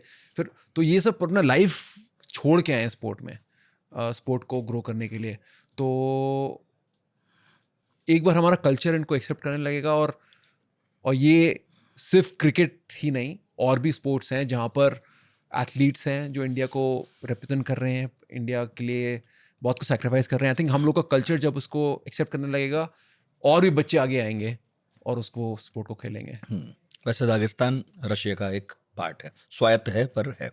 लेकिन एशिया में भी बहुत सारे ऐसे मुल्क हैं जो मैं पढ़ रहा था जहाँ पर कुश्ती से मिले जुले खेलों को राष्ट्रीय खेल का दर्जा मिला हुआ है। तो फिटनेस पर बड़ा ध्यान है जब राष्ट्रीय खेल हो गया तो। हालांकि हमारे यहाँ राष्ट्रीय खेल जो है उस पर किसी का ध्यान नहीं है, ज़्यादातर का ध्यान नहीं है। लेकिन बाकी देशों में आई होप ऐसा होता हो कि जो हमारा नेशनल स्पोर्ट्स है हम उसकी तरफ ज़्यादा जाएं। इंडिया में फिर भी पहलवानी का अच्छा खासा कल्चर है। हम ये नहीं कह सकते कि यहाँ सभी लोग क्रिकेट ही खेल रहे हैं, हॉकी ही खेल रहे हैं। फिर आप लोग वहाँ टाइप क्यों नहीं करते? आप हरियाणा में, यूपी में, जहाँ के ज़्यादातर लोग पारंपरिक कुश्ती खेलते हैं, पहुँचते हैं, अवार्ड्स लाते हैं, मेडल लाते हैं, आप वहाँ क्यों नहीं टाइप कर पा रहे? तो हम लोग के अकेडमी में हैं 4-5 रेसलर्स जिन्हें ज्वाइन किया है, बट अब बात यही है कि ताली दोनों हाथ से कर सकते हैं ना। तो हमें तो चाहिए रेसलर्स आएँ। तो अगर कोई ऐसे रेसलर्स हैं जो चाह रहे हैं ट्रांजिशन करना, जो चाह रहे हैं MMA में आना, मोर वेलकम। हम चाहते हैं वो हमको ज्वाइन करें। बट एक इशू जो होता है कि रेसलर्स जब तक जैसे 18-20 साल तक उन्हें रेसलिंग कर ली, रेसलिंग का उनका बेस बन जाता है। अब उनको बॉक्सिंग भी सीखनी है। बॉक्सिंग में स्टांस अलग होता है, बॉक्सिंग में आपका वेट डिस्ट्रीब्यूशन अलग होता है। फॉर एग्जांपल रेसलिंग अगर आप कर रहे हैं और राइट हैंडेड हैं तो आपका राइट लेग आगे रहेगा। अगर आप बॉक्सिंग कर रहे हैं या मुआय थाई कर रहे हैं तो आपका लेफ्ट लेग आगे रहेगा। अगर आप रेसलिंग करने वाले हैं आप थोड़े से हैवी रहेंगे जिससे आपका बेस अच्छा रहे। अगर आप मुआय थाई करने वाले हैं, किक मारने वाले हैं, आपका वेट थोड़ा लाइट होना चाहिए। तो ये बहुत सारे सटल नुआंसेस हैं जिनको सीखने में थोड़ा टाइम लगता है। तो हमारे पास भी जो रेसलर्स हैं, मेरा मेन टाइम उनको रेसलिंग सिखाने में नहीं है, मेरा उनका मेन टाइम है स्ट्राइकिंग सिखाने में, जिससे वो अपना रेसलिंग यूज़ कर सकें स्ट्राइकर्स के अगेंस्ट। तो उसमें थोड़ा टाइम लगता है। तो अगर मैं इंकरेज करूँगा कि अगर आपके जान पहचान में रेसलर्स हों जो यंग हो, 12-13 साल का, और फ्यूचर में MMA आप सोच रहे हैं, तो उनको साइड में स्ट्राइकिंग भी सिखाएं। तो अगर कोई रेसलर है तो वो हफ्ते में 1-2 दिन जाके बॉक्सिंग भी सीखे या किक बॉक्सिंग भी सीखे, जिससे उसका जो अंडरस्टैंड करे कि सिर्फ रेसलिंग ही नहीं, डिफरेंट एलिमेंट्स भी मेरे को ऐड करने पड़ेंगे। लेकिन अभी भी उसका मोटिवेशन क्या ही होगा? MMA कोई ओलंपिक में तो है नहीं, नहीं है, रेसलिंग है। तो फिर तो एक चीज़ दूसरी चीज़ से टेक अवे नहीं करती है। तो फॉर एग्जांपल अगर मैं हिस्ट्री सीख रहा हूँ और साइड में मैंने अपनी इंग्लिश भी इंप्रूव कर ली, तो वो हिस्ट्री से कुछ रिमूव नहीं कर रहा। सही बात है। कल मैं अपनी हिस्ट्री को अच्छे से अगर एक्सप्रेस करना चाह रहा हूँ तो इंग्लिश मेरे को हेल्प ही करेगा। बिल्कुल, तो अब कल मैं आप अंग्रेजी किताब उठा के भी हिस्ट्री पढ़ सकता हूँ। पढ़ सकते हैं एग्जैक्टली और सिखा सकते हैं। किसी इंग्लिश स्पीकिंग से बात कर रहे हैं तो इंग्लिश आपको हेल्प करेगी। सेम चीज़ यहाँ पर रेसलिंग आप सीख रहे हैं, बट अगर आप सेल्फ डिफेंस के पर्सपेक्टिव से भी देख रहे हैं, अगर कल आपकी स्ट्रीट फाइट हो जाए या किसी लड़ाई हो जाए, जो स्ट्राइकर है आपको आना चाहिए कि कैसे डिफेंड करना है। आपको कभी फायदा मिला इसका किस चीज़ का? कि आपको आती थी, आपने ट्रेनिंग कर रखी है, सड़क पर कभी कोई दिक्कत परेशानी आई, क्योंकि आप उसके फायदे गिना रहे हैं ना, जी, जी। केवल फाइटर तो बनना नहीं है जी। कभी। तो जनरली मैं फाइटिंग से दूर रहता हूँ स्ट्रीट फाइट्स में। 2010 में आई थिंक, तो क्रॉस ट्रेन शुरू करने से बहुत पहले एक रोहिणी में मेरे साथ इंसिडेंट हुआ था। जब मैं रेड लाइट पे मैंने गाड़ी पार्क करी थी, रात का टाइम था, एक फ्रेंड को मैंने घर छोड़ा था, मैं वापस जा रहा था, तो रेड लाइट पे मैं पार्क हूँ, एक गाड़ी आई पीछे से, उसने घुसा दिया मेरी गाड़ी के अंदर। तो मैं निकला, मैं अपनी गाड़ी में देख रहा हूँ ये क्या हो रहा है। तो आदमी आया पीछे से और मेरे शर्ट पकड़ के सहलाने लगा। तो मैंने कहा यार क्या कर रहे हो यार, गलती है आपकी, ये सब आपका है। बट बहुत अग्रेसिव होने लगा। तो मैंने कुछ किया नहीं, मैंने बस उसको एक बॉडी लॉक में पकड़ा और उसको ट्रिप करके नीचे ले गया और ऊपर मैं उसके बैठ गया। माउंट, उसको माउंट पोजीशन बोलते हैं। कुछ नहीं मैंने मारा, मैंने पंच नहीं मारा, किक नहीं मारा, कंट्रोल करके मैं बैठ गया। वो 10-15 सेकंड उसने बेंच प्रेस करने की कोशिश करी, जो बहुत सिंपल, जित्सु में ये बहुत सिंपल टेक्निक होती है। कोई आपको नीचे से बेंच प्रेस करने की कोशिश करे तो अपने हैंड्स को आप सर्कल करिए और बेस मेंटेन करिए। 10-15 सेकंड उसने कोशिश की, थक गया, हाँफने लगा। फिर मैं बोला मैं छोड़ के जा रहा हूँ, मैं मार वार नहीं रहा हूँ, कुछ ये रीज़न नहीं था फाइट होने का, आप अपने घर जाओ, मैं अपने घर जाता हूँ। वो तो थक गया, उसने 3-4 बार और ट्राई किया, तो उसने बोला हाँ ठीक है, हाँ मैं थक गया हूँ, ठीक है। मैं गाड़ी बैठ के गया, वो अपनी गाड़ी पर बैठ के गया। तो मार्शल आर्ट्स आपको यही सिखाते हैं कि कब यूज़ करना है, कब यूज़ नहीं करना है, और कौन सी टेक्निक्स यूज़ करनी है। अगर मैं अनट्रेंड होता, वो मेरे को इंस्टिगेट करता, मैं इंस्टिगेट होता, मैं कुछ मारता, वो कुछ मारता, जीतता कोई नहीं, हर्ट दोनों होते हैं। बट अगर आपको मार्शल आर्ट्स आती है, आपको पता है कि क्या यूज़ करना है और क्या टैक्टिक्स, फिजिकल, वर्बल, जो भी यूज़ करना है आप यूज़ कर सकते हैं और निकल सकते हैं। लेकिन इस खेल में ईगो को मारना भी एक बड़ा पार्ट होता ही होगा, क्योंकि जैसे जिजुत्सु में कहते हैं कि ईगो छोड़कर आओ, और आप टैप आउट करते हो। शुरू में आपने भी कहा कि भाई इतनी फाइट्स आप रोज़ हारते हो, तो ऐसा नहीं है कि आपका शरीर बन गया है, आपको तकनीक आ गई है, तो आप सड़क पे ढूंढ रहे हो कि कोई फंसे तो मैं बताऊं फिर। ये ईगो को मारना है ना। और या फिर एक और मैं चीज़ पढ़ रहा था कि जब कोई ऐसा दबाव बनता है कि किसी ने आपको फंसा लिया है फाइट के दौरान, और आप बिल्कुल उस मोड़ पे आ चुका है कि आपके हाथ की हड्डी भी टूट सकती है, जिसमें आप मान जाते हो कि भाई मैं हार गया, उस वक्त आपका दिमाग ये काम करता है कि मुझे इससे बचना भी है, अगली चाल ये सोचनी है, वो करना ही। इतना सारा चीज़ एक ही चीज़ सिखा रही है। इसने मुझे बड़ा अमेज किया, क्योंकि बाहर से देखने में केवल ये लगता है कि दो लोग हैं जो जोर आजमाइश कर रहे हैं केवल। ये बहुत अच्छा पॉइंट है आपका। तो हम लोग के एकेडमी में एक बोर्ड लगा हुआ है बहुत बड़ा सा, जब घुसते हैं प्लीज़ अपने जूते और ईगो बाहर छोड़ के आइए, ठीक है। तो बिकॉज ये स्पोर्ट ऐसा है, जिसमें मैंने आपको पहले भी बोला और आपने भी मेंशन किया कि आप हारते हैं 90% ऑफ द टाइम, आप हार ही रहे हैं। और उससे क्या होता है, काफ़ी लोग गिव अप मार देते हैं कि ये नहीं हो रहा, मैं मुझे हारना नहीं, मैं इतना घर से मैं गाड़ी पकड़ के, बस पकड़ के यहाँ आया हूँ, यहाँ पर पिट के घर जा रहा हूँ। बट जो लोग टिक जाते हैं वो रियलाइज़ करते हैं कि ये मेरे लिए अच्छा है, ये मेरे ईगो को चेक करता है। क्योंकि ईगो क्या, ईगो आपके दिमाग में ही तो है, रियल में वो नहीं है। जो चीज़ दिमाग में बात चल रही है वो इट्स नॉट रियल। रियल क्या है, जब आप और मैं ट्रेनिंग कर रहे हैं और जो एक्चुअली होता है हमारे ट्रेनिंग के बीच में, दैट्स रियल। दिमाग में क्या चल रहा है इज नॉट रियल। तो वो एक बहुत हम्बलिंग एक्सपीरियंस होता है। और बहुत सारे जो लोग होते हैं वो इसको रियलाइज़ करते हैं कि हार के जो ह्यूमिलिटी आप में आती है वो रियल होती है। और जब life, because life is also tough, जब लाइफ में चैलेंजेस आएंगे, और सबसे बड़ी सीख मेरी यही रही है मार्शल आर्ट के थ्रू, कि जो चैलेंजेस लाइफ फेंकता है वो आपके ईगो को बूस्ट कर सकते हैं, but that should not stop you. जितनी सीख आपको मिली है मार्शल आर्ट्स के थ्रू, कि ठीक है यार, आपको पता है आप कुछ नहीं हो यार। रोज़ मैं पिटता हूँ ट्रेनिंग में, मेरे स्टूडेंट्स, जो कल मैंने स्टूडेंट को एक टेक्निक दिखाई जो मुझे पता है मैं नहीं कर सकता ठीक से, मेरे अगेंस्ट वो काम करती है हमेशा, दिखाई वो मेरे पे करता है, और मैं लगा यार मैं क्यों दिखाई इसको, क्योंकि मेरे पे कर रहा है ये। बट दैट्स गुड, बिकॉज मैं अपने ओपोनेंट से नहीं हारता हूँ, मैं उस टेक्निक से हारता हूँ। अब मैं उस टेक्निक के अगेंस्ट काम कर सकता हूँ, इसको मैं टेक्निक को कैसे रोकूँ, and that's how I get better. तो लाइफ में भी जब हमें प्रॉब्लम आती है, टेंशन आती है, let's give you an example. Let's say मेरे साथ रिसेंटली हुआ, एक मेरे सेंटर मैनेजर ने उसको हमने जॉब से निकाला because he is not doing a good job. अब उसने आधे स्टूडेंट्स को कॉल किया और ले गया कि मैं अपना खोल रहा हूँ, ये सब छोड़ो इन लोगों को. तो अगर रेगुलर आदमी होगा, अब टेंशन में आ जाएगा, अब क्या करें, मेरा जिम बंद हो जाएगा, 30 लोग छोड़ के चले गए. बट मार्शल आर्ट्स आपको सिखाता है कि ठीक है यार, it is now what do we learn from this, क्या सीख सकते हैं इससे. ट्रेनर था, 30 लोगों को लेके ले गया. अब लेट्स क्रिएट अ सिस्टम जहां पर ट्रेनर डिपेंडेंट ना हो. लेट्स क्रिएट अ सिस्टम जहां पर टेक्निक्स, करिकुलम, टीचिंग ज़्यादा इंपॉर्टेंट हो, ब्रांड नेम ज़्यादा इंपॉर्टेंट हो, वो ज़्यादा इंपॉर्टेंट होना चाहिए. तो problem solving is what you learn through martial arts. And अगर मेरे पास ईगो होता, मेरे को छोड़ के जा रहे हैं, उसके पास क्यों जा रहे हैं, डजंट मैटर. फिर आप उसमें फंस गए. एग्जैक्टली. आप उन्हें फोन कर रहे हो, उनको फोन कर, मत क्यों जा रहे हो, नो जिसे जाना जाएगा. What we can do is solve the problem. Problem is trainer पे बहुत डिपेंडेंट है. गोइंग फॉरवर्ड ट्रेनर पे डिपेंड नहीं होंगे. लेट्स क्रिएट अ सिस्टम जहां पर so that we learn all of that through martial arts. And अगर ego होता तो नहीं सीखते. ट्रेनर से याद आया, सुल्तान फिल्म का रणदीप हुड्डा MMA ट्रेनर थे. वो बहुत देखा है हमने कि भाई बड़ा से मतलब वो टायर है, उसे उठा रहे हैं, चला रहे हैं, हथौड़े से पीट रहे हैं उसे, भारी भारी वजन. देखकर तो वो कूल भी लगता है. असल में MMA की ट्रेनिंग ऐसी ही होती है, इससे थोड़ा बहुत कुछ अलग भी है. आई थिंक जिस टाइम पे वो मूवी बनी थी, काफ़ी लोग उस टाइप से ट्रेनिंग कर रहे थे. और अगर आप पुरानी हॉलीवुड मूवीज भी देखेंगे, तो रॉकी मूवी, अगर रॉकी 4 देखेंगे, तो उसमें भी काफ़ी सिमिलर टाइप की ट्रेनिंग थी. मैं ये नहीं बोलूँगा वो ट्रेनिंग गलत थी या गलत है, मैंने खुद वो सारी ट्रेनिंग की हुई है, तो सब कुछ हेल्प करता है.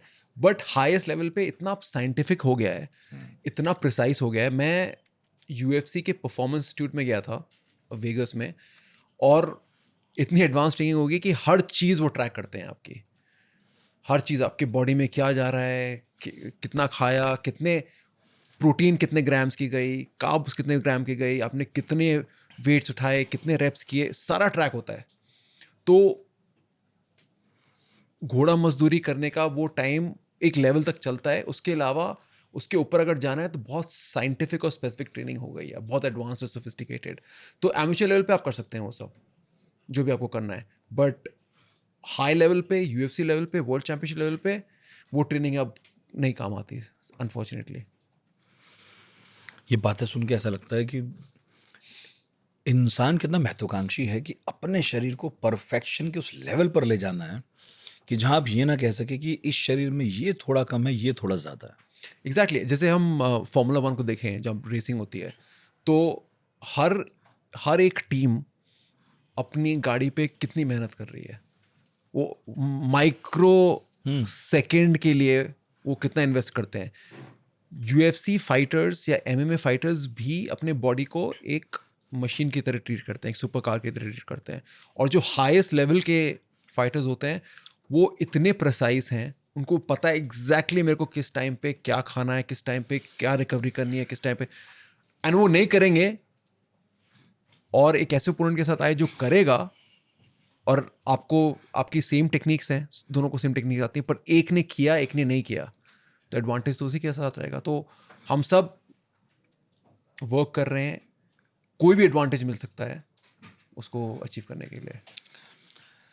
इतना ध्यान रखना पड़ता है. तो ये शेड्यूल कैसा रहता होगा एक प्रोफेशनल MMA फाइटर का, ये बताओ आप मुझे थोड़ा सा. सुबह क्या लेट उठने से काम चल जाता है? रिकवरी बहुत इंपॉर्टेंट है. तो लेट उठना से ज़्यादा मैं बोलूँगा कि आपको अपने 8 घंटे की नींद मिल रही है कि नहीं मिल रही है.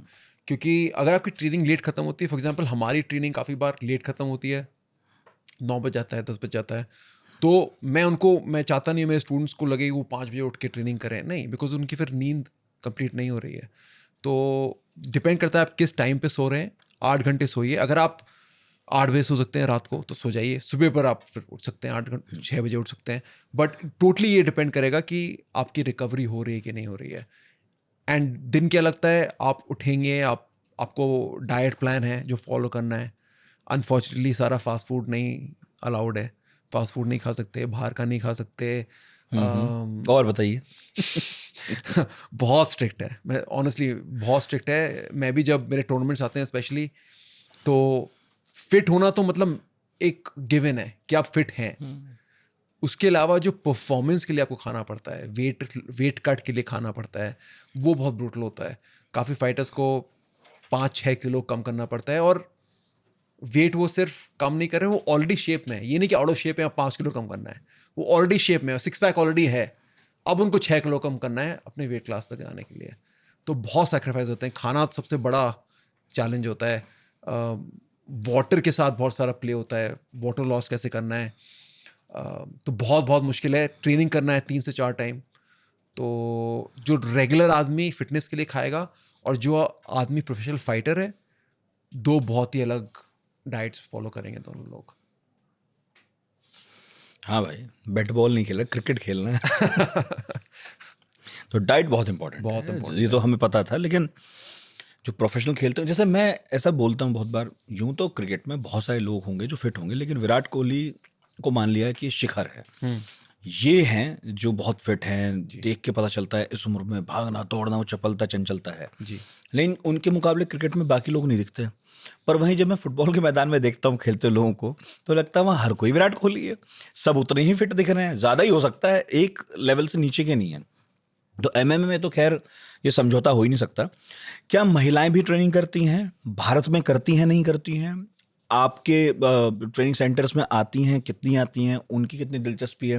क्योंकि पहलवानी में तो है, इसका पता नहीं मुझे एमएमए में कितनी है। तो अंशुल यूएफसी में इंडियन मेल है, और पूजा तोमर इंडिया की फर्स्ट फीमेल है जो यूएफसी के अंदर है। तो पर हमने उसका नाम नहीं लिया। उसका कोई नाम नहीं लेता है, और मैं हमेशा पूजा का नाम लेता हूँ बिकॉज वो एक पायनियर है स्पोर्ट के लिए। जिस देश में लोगों को एमएमए नहीं पता, वहाँ पर एक फीमेल सही बात है, यूएफसी में जा रही हैं और रिप्रेजेंट कर रही हैं और मेरी तरफ से कम्पीट कर रही हैं। नहीं, मैंने भी नहीं लिया था। तो बहुत बहुत बहुत बड़ी बात है। और पूजा के साथ मैं बहुत बार ट्रेन कर चुका हूँ, क्रॉसफिट में बहुत बार आ चुकी हैं। तो उनने भी एक रास्ता खोला है बहुत सारे फीमेल्स के लिए। प्रोफेशनल फाइटर्स बनने का कोई रास्ता था नहीं, और कोई आइकॉन नहीं था, रोल मॉडल नहीं था, तो पूजा वो बनी। और अब बहुत सारी गर्ल्स आती हैं ट्रेनिंग के लिए, और बहुत सारी प्रोफेशनल गर्ल्स ट्रेनिंग कर रही हैं जिनको फाइटर्स बनना है। बट उससे ज़्यादा इम्पोर्टेंट, बहुत सारी गर्ल्स उनको देख के आ रही हैं सेल्फ डिफेंस सीखने के लिए। बिकॉज काफ़ी टाइम तक गर्ल्स, एंड आई मीन हम लोग पता है कि अब दिल्ली में रहते हैं, किस तरह का माहौल है विमेन सेफ्टी को लेकर। तो जब गर्ल्स आती हैं और वो सीखती हैं कि I think with in 3 to 4 months वो इतनी टेक्निक सीख जाती हैं कि कोई रैंडम आदमी उनको अगर अटैक करेगा, वो इतनी कॉन्फिडेंट हो जाती हैं कि इनको तो मैं आराम से हैंडल कर सकती हूँ। एंड लेवल वही है। अगर किसी भी गर्ल को सेल्फ डिफेंस सीखना है, 3 महीने लगेगा। 3 महीने आप आके ट्रेनिंग करिए, और उसके बाद 99.9% लोग अगर आपको अटैक करेंगे, तो आप उनका हाथ तोड़ सकते हैं, उनको चोक कर सकते हैं, शोल्डर तोड़ सकते हैं, पैर तोड़ सकते हैं। आराम से आप सीख सकते हैं 3 महीने के अंदर। तो पूजा ने बहुत हेल्प किया इस प्रोसेस में, एक आइकॉन बनकर। अब तो आप जैसे और भी सेंटर्स होंगे ना जी। अब आपको ये महसूस तो नहीं होता होगा कि आप अकेले ही इस तरफ मेहनत कर रहे हैं? नहीं, डेफिनेटली नॉट। अब तो बहुत बहुत मेरे को अच्छा लगता है कि मैं किसी भी शहर में जाता हूँ, तो मैं किसी भी एकेडमी चला जाता हूँ, वो बोलते हैं यार कोच से आए यहाँ पर सेमिनार, ये करो वो करो, तो बहुत अच्छा लगता है। आई थिंक अभी भी एक बहुत बड़ा गैप है। जैसे मैं बोला, सब फाइटर्स को ट्रेनिंग करा रहे हैं, बट जो फिटनेस के लिए आ रहा है उसको अभी भी नहीं कोई ट्रेन कर रहा है। आई थिंक वो बहुत बड़ा इशू है। तो मैं हमेशा यही बोलता हूँ, अपने कोचेस को भी ये बोलता हूँ कि फाइटर्स को तो हम ट्रेनिंग दे रहे हैं, बट जो बिगिनर्स हैं उन पे फोकस करना है। बिकॉज वो ऐसे लोग हैं जो यहाँ पर फाइटर बनने नहीं आ रहे हैं, उनके अपने चैलेंजेस हैं। उनके दिमाग में एमएमए नहीं है। एग्जैक्टली। वो कोई ऐसा नहीं सोच रहे हैं कि करियर बनाऊंगा मैं एमएमए में। उसने शायद नाम भी नहीं सुना होगा, मे भी कहीं कुछ क्लिप देख ली होंगी, देखा होगा ये ऑक्टागन टाइप कुछ है, इसमें लोग लड़ रहे हैं, ये भी एक तरह की कुश्ती होती होगी, बट उससे कोई जागरूकता नहीं है उस तरफ। जी, बट अब अगर आप ये सोचिए कि किसी ने कोई गूगल पे गया, उसने टाइप किया कि मेरे को फाइटिंग सीखनी है या मेरे को फाइट क्लब ज्वाइन करना है। अब आप उसकी साइकोलॉजी सोचिए कि उसने क्यों किया होगा। उसके लाइफ में बहुत कुछ ऐसा हुआ होगा जिसने उसको इस पॉइंट पे लाया कि वो गूगल कर रहा है कि मेरे को फाइट क्लब जाना है। उसके कोई इश्यूज होंगे, कोई चैलेंजेस उसने फेस किए होंगे, शायद उसको वो बुली हो रहा होगा, शायद वो अनफिट होगा, चाहे उसको कोई थ्रेटनिंग फीलिंग हो रही होगी। तो अब हमारी रिस्पॉन्सिबिलिटी क्या है as the entire MMA community, और डेफिनेटली क्रॉसटन में हम ये कर रहे हैं, इज कि जो भी आ रहा है फर्स्ट अंडरस्टैंड ये आ क्यों रहे हैं, इनका गोल क्या है। Okay, one size should not fit all. मेरे को सबको फाइटर नहीं बनाना है। अगर कोई आ रहा है, जैसे हम लोग की एकेडमी में एक बच्चा है, वो 8 साल का था जब क्रॉसटन में आया था। वो इसलिए आ रहा था बिकॉज उसको स्कूल में कोई बुली कर रहा था। वो आया, उसने ट्रेनिंग शुरू की, उसने मेरे से 3-4 महीने बाद बोला, कोच अगर मेरे साथ हुआ नहीं ऐसा, बट कोच आप बताओ अगर किसी ने मेरा कॉलर पकड़ लिया तो मैं क्या कर सकता हूँ। मैंने कहा तुम्हारे साथ ऐसा हुआ नहीं है, इतना स्पेसिफिक क्वेश्चन पूछा तुमने। कोच एक है सीनियर ना, वो पकड़ लेता है मेरा टी शर्ट। तो then I showed him how to break his wrist without, बहुत सेफली, एंड उसने किया। बच्चे ने पकड़ा, उसने उसका रिस्ट तोड़ा, एंड उसके बाद से उस बच्चे का पूरा एटीट्यूड चेंज हो गया, कॉन्फिडेंट हो गया, क्लास में लास्ट आता था। पेरेंट्स कंसर्न थे कि ये स्कूल से निकालना पड़ेगा। वो अब 10 साल बाद स्कूल कैप्टन बना, 10 साल से ट्रेनिंग किया हमारे साथ, नेशनल चैम्पियन बना है। तो ये सारी ये जर्नी हुई है उस बच्चे की 8 साल की एज से अब 18 साल तक। तो मैं चाहता हूँ ये पहलू को हम एड्रेस करें एज एमएमए कम्युनिटी, और सेम विद गर्ल्स आ रही हैं, वेरियस इश्यूज़ के साथ आ रही हैं, हमें उनको एम्पावर करना है। तो स्पोर्ट ग्रो कर रहा है, पर अकेडमीज भी ग्रो कर रही हैं, बट सिर्फ फाइटर्स नहीं, बिगनर्स पे भी फोकस करना पड़ेगा। अब मेरे आखिरी 2-3 सवाल। एक तो ये कि देखने से तो लगता ही है फुटेज देख के कि ये फाइट्स बहुत डेडली हैं। आपको अपनी आंखों देखी सबसे डेडलीस्ट फाइट कौन सी याद है, जब आपको लगा कि हाँ यार ये तो बहुत खतरनाक हुआ? एक्चुअली मैं जब भी compete करता हूँ, मेरे ओपोनेंट्स मेरे को बहुत डेडली लगते हैं। जब मैं टूर्नामेंट के लिए जा रहा हूँ, और तो हमारी ब्रैकेट्स आते हैं फाइट से 2 दिन पहले कि ब्रैकेट्स आपकी इससे फाइट होगी, इससे फाइट होगी। तो मैं जब भी अपनी लिस्ट में देखता हूँ, नाम देखता हूँ, गूगल करता हूँ, इंस्टाग्राम पे जाता हूँ, तो पहले लगता है यार ये क्या हो गया, ये क्यों करता किससे लड़ना हूँ, है? कर क्यों रहा हूँ मैं ये। तो एक मेरा टूर्नामेंट था अबू धाबी में, मेरा फाइट था। तो जो वहाँ पर जो रॉयल आर्मी है, जो शेख है वहाँ पर, उनकी एक प्राइवेट आर्मी है। उस आर्मी का नाम है कमांडो ग्रुप। तो कमांडो ग्रुप क्या है? कमांडो ग्रुप दुनिया भर के ब्लैक कैट कमांडोज हैं जो हायर किए हैं वहाँ के शेख ने उनकी पर्सनल आर्मी के लिए। तो साउथ अमेरिका से, रशिया से, यूक्रेन से, तो सारे जो वॉन टॉन एरियाज हैं, वहाँ के जो सबसे डेडली सोल्जर्स होते हैं, जिनका अच्छा किल रिकॉर्ड है, बहुत लोगों को मारा है उनने, उन लोगों को वो हायर करते हैं। उनकी सैलरी शेख पे करते हैं, और वो उनकी पर्सनल आर्मी है। कल अगर अटैक हुआ उस देश में, तो ये लोग जाके फाइट करते हैं। तो जब मैं टूर्नामेंट खेलने गया, तो मेरे 6 फाइट होने वाले थे, और मुझे लगा मैं फर्स्ट 3-4 को तो हरा दूंगा, बट सेमीफाइनल में एक ब्लैक कैट कमांडो ग्रुप का मिलने वाला है, कोलंबिया का। उसका मैंने देखा, उसके बारे में आर्टिकल्स मैंने पढ़े, उन्हें क्या क्या किया हुआ है, कितने लोगों को मारा है, कहाँ पर क्या है। तो उस समय मेरे को लगा कि ये तो थोड़ा सा अच्छा। और मैं इकोनॉमिक्स ऑनर्स करके यहाँ पर प्रोस्टेट में उनसे फाइट करना है, तो वो बहुत डेडली एक्सपीरियंस था। और मेरा उनसे एक फाइट पहले ग्रॉइन इंजरी भी हो गया था, और नेक्स्ट फाइट उनके साथ था। तो मुझे याद है मेरे स्टूडेंट्स बोल रहे थे कि कुछ आई थिंक इस बारे को जाने दो आप, हाँ quarter final is not bad. मैं कहा नहीं, अब इतना दूर आए हैं तो फाइट करेंगे, देखेंगे। एंड वो आई थिंक मेरी सबसे, मैं स्कैर्ड था उस फाइट के लिए, और मेरी आज तक की सबसे बेटर परफॉर्मेंस उसी में रही है, बिकॉज वो फाइट मैंने जीता, लास्ट सेकंड में मैं जीता। और हाँ, तो मैं कभी भी कोई भी फाइट के बारे में पूछता तो बोलता वो मेरी सबसे इम्प्रेसिव फाइट रही है, बिकॉज कोई चांस नहीं था किसी भी यूनिवर्स में मैं उस टाइप के ओपोनेंट के साथ नहीं जीत सकता था, बट जीता, गिव अप नहीं मारा, इंजरी भी थी। तो वो फाइट डेफिनेटली कोलंबिया के अगेंस्ट, और एक इंडियन वर्ल्ड चैंपियनशिप में कोलंबिया को हरा रहा हूँ, कमांडो ग्रुप को हरा रहा हूँ, बहुत बड़ी बात थी वाकई। और जब आप पिट के बाहर निकलते होंगे कभी कभी हार के, जी तो क्या हालत क्या है? मतलब लोग लथपथ होते हैं, कोई शरीर का कोई हिस्सा टूटा है, ऐसा होता है अक्सर, या फिर थोड़ा बहुत पिट के भी बाहर आ सकते हैं? बिल्कुल भी नहीं, बिल्कुल भी नहीं। मैं किसी उस पर्सपेक्टिव से कभी गया ही नहीं हूँ कि मैं फाइटर हूँ और ये मुझे जीतना ही है एट एनी कॉस्ट। मैं अगर कम्पीट कर रहा हूँ तो मैं मार्शल आर्टिस्ट की तरह जा रहा हूँ।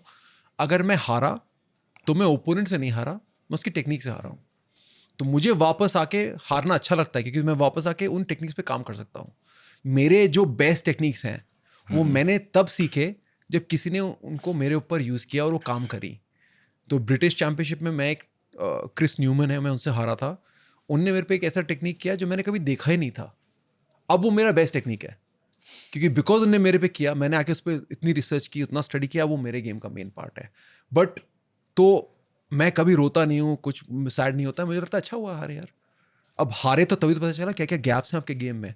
तो आई थिंक ये मेंटालिटी मार्शल आर्टिस्ट की मेंटालिटी होती है कि हार जीत लगी रहेगी, हमें अपना बेस्ट वर्जन कैसे बनना है. और वो तभी बन सकते हैं जब खुद की आप गलतियां देखें. और गलतियां कहाँ एक्सपोज होती हैं? सबसे बड़ी स्टेज पे, जब लाइट्स हैं, कैमरा है, ओपोनेंट टफ है, तब पता चलता है कि आपकी बॉडी कैसे रिस्पॉन्ड करती है. कुछ लोग जिम में बहुत अच्छा परफॉर्म करते हैं, हाँ. लाइट्स के अंदर बोल रहा हूँ, मैं चिल्ला रहा हूँ, अभिमन्यु डू दिस, अभिमन्यु ये करो, अभिमन्यु ब्लैंक, करूँ क्या, डरा हुआ है. अभिमन्यु को बुरा लगेगा सुन. कोई हड्डी वड्डी टूट गई, टूट जाती होगी, रिकवर तेज करने का तरीका क्या है? क्योंकि मैं अक्सर देखता हूँ, हम तो खैर ऐसे ही शौकिया क्रिकेट खेल लेते हैं, लेकिन अगर कहीं चोट लग जाती है तो वो एक एक हफ्ते, दो दो हफ्ते, तीन तीन हफ्ते दर्द उस जगह पे बना हुआ है. तो आप लोग तो खैर जिस लेवल पर लड़ते हैं आप, तो कैसे आप जल्दी रिकवर करके दूसरी फाइट में भी जाना होता होगा, दूसरी चैंपियनशिप में भी जाना होता होगा, कैसे करते हैं? मेरे दो मेरे मेन इंजरीज रहे हैं हाथों में. मेरा ये हाथ टूटा था 2016 में, ये हाथ टूटा 2018 में. दोनों टूर्नामेंट्स टूटा था, और दोनों टूर्नामेंट्स बहुत ही बायस टूर्नामेंट्स थे, इंडिया में थे, और बहुत चीटिंग हो रहा था उनमें, इसलिए मेरे हाथ टूटे. बट रिकवरी के लिए आई थिंक सप्लीमेंटेशन बहुत इंपॉर्टेंट है. आपको सही सप्लीमेंट लेने पड़ेंगे. एंड मेरे को भी बहुत टाइम बाद जब मैं UFC जाने लगा, तब मैंने देखा कि इंजरी प्रोटोकॉल्स बहुत स्पेसिफिक होते हैं फाइटर्स के. तो रेस्ट देना बहुत इंपॉर्टेंट है. कोई भी निगल है, कोई भी इंजरी है. अब मेरा पर्सपेक्टिव ये है कि अगर चोट लगी है तो मैं कंप्लीटली अगर डॉक्टर ने बोला रेस्ट करना है तो रेस्ट करना है. ये नहीं कि थोड़ा कर रहा हूँ, थोड़ा नहीं कर रहा हूँ, प्रॉपर रेस्ट देना है आपको. तो मेरा हाथ जब टूटा था 6 weeks I was out. 6 weeks में हाथ से नहीं ट्रेन कर पाया. बट सीरियसली लिया, उस हाथ से मैंने कुछ नहीं किया. Total rest and supplementation. तो ठीक होने के बाद वैसे ही परफॉर्म करता है हाथ? 100%. थोड़ा सा टेढ़ा मेढ़ा अगर बहुत देखो तो लगता है कुछ ना कुछ ऑफ है, बट बहुत देखना पड़ता है. अगर मैं बता रहा हूँ किसी को टूटा हुआ, तब वो दिखता है हाँ कुछ है इसमें. नहीं, परफॉर्म करता है, आपको भी खुद महसूस होता है कि थोड़ा सा कुछ तो कम हुआ है. अगर आप रिहैब ठीक से कर रहे हैं. एंड अगेन, इंजरीज ट्रेनिंग में बिल्कुल नहीं होती है. जो भी इंजरीज होती हैं वो कंपटीशन में होती है, और वो भी 0.0001% लोग जो कम्पीट करते हैं. मेजॉरिटी इंजरीज नहीं होती है. और अगर आप फाइटर हैं, इंजरीज होती है, तो आपको एक डॉक्टर या आपका जो कोच है आपको एक प्रोटोकॉल फॉलो करवाएगा. 6 हफ्ते के अंदर आपका हाथ प्लास्टर से बाहर आ जाएगा. 2-3 हफ्ते आपको रिहैब की एक्सरसाइज करनी पड़ेगी. उसके बाद 100% बैक टू नॉर्मल. इतना आसान बता दिया आपने. आसान है. आम आदमी को आसान टूट गया तो जिंदगी भर याद रहता है. नहीं, आसान है. बिकॉज आप बहुत सरप्राइजिंग रहता है कि हमारी बॉडी एक्चुअली बहुत स्ट्रांग है. बहुत केपेबल है. हम लोग रियलाइज नहीं करते हैं. मेरे तो जब कुछ टूट गया तब उसके बाद लगता ही नहीं है, याद ही नहीं रहता कि कुछ बोलता कुछ. एक मैं स्टूडेंट था, कुछ याद है आपकी जो हाथ टूट गया था? मैंने कहा वो याद, ये वाला टूट रहा था ना. कोई इशू नहीं है. You don't remember it. आखिरी सवाल, 2 सवालों को जोड़ के पूछ रहा हूँ. क्या MMA इंडिया में वाकई अब एक सीरियस करियर है? और दूसरा, सबसे बड़ा गैप क्या है MMA में? पैसा, कोचिंग, इंफ्रास्ट्रक्चर, कल्चर, क्या? तो first question, MMA career definitely है. 10 साल पहले नहीं था, बट अब है. और क्या लाइंस हैं? आप फाइटर बन सकते हैं. अब बहुत सारे MMA प्रमोशंस हैं जहाँ पर आप compete कर सकते हैं. और एंड दे पे क्वाइट वेल. तो आप हर 2 महीने में फाइट कर सकते हैं अगर आप लकी हैं तो. एंड आपको अच्छा पे मिल सकता है. आप कोच बन सकते हैं, बिकॉज अकेडमीज खुल रही हैं बहुत सारी. तो अगर आप अच्छे कोच हैं तो आपको कोचिंग अपॉर्चुनिटीज़ मिल सकती हैं. एंड फाइनली आप ट्रेनिंग सेंटर्स खोल सकते हैं जो अभी करंटली बहुत प्रॉफिटेबल है. हम लोग ने भी जो भी तीनों हमारे सेंटर्स हैं बहुत प्रॉफिटेबल हैं, बहुत अच्छे से कर रहे हैं. That's why we are planning to grow to other cities. तो हमारा भी प्लान है कि अगले 10 साल में प्लान है कि क्रॉस ट्रेन फाइट क्लब हर एक सिटी में होना चाहिए. आपकी फीस ज़्यादा तो नहीं है? हम लोग की फ़ीस बहुत अफोर्डेबल है. बिकॉज गोल स्पोर्ट को ग्रो करना है और वो तभी हो पाएगा जब वो एक्सेसिबल रहेगा. अगर बहुत एक्सपेंसिव रहेगा then people can not afford it. And we also do like बहुत सारे अगर बहुत टैलेंटेड फाइटर्स आते हैं वी स्पॉन्सर देम ऑल्सो. तो आई थिंक आज तक if have to do a number I think 500 fighters हमने लगभग स्पॉन्सर किए होंगे बिकॉज वो otherwise they would not be able to afford the training.